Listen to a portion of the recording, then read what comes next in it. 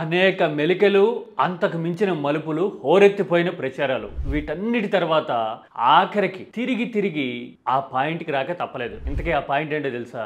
విశాఖలో వచ్చింది అదానీ డేటా సెంటరే అని చంద్రబాబు ప్రభుత్వం ఒప్పుకోక తప్పలేదు. ఒప్పుకోవడమే కాదు, జీవో కూడా రిలీజ్ చేసింది. చూడండి, అదానీకి గూగుల్ డేటా సెంటర్కి సంబంధం లేదు అన్నట్టుగా బుకాయించి స్టేజ్ మేనేజ్డ్ ఈవెంట్ చేసి గూగుల్ని తీసుకొచ్చేసాం అని ప్రచారం చేసుకోవడమే కాదు, గూగుల్ పేరుతో 450 ఎకరాల భూ కేటాయింపులు కూడా అక్టోబర్లో చేసింది కదా చంద్రబాబు ప్రభుత్వం. 2 నెలలు తిరిగేలోపే ఆ కేటాయింపుని తిరగదోడి అదానీ సంస్థల పేరిట ఆ భూ కేటాయింపులు చేసింది. అంటే అది అదానీ డేటా సెంటరే విత్ కొలాబరేషన్ గూగుల్ కదా.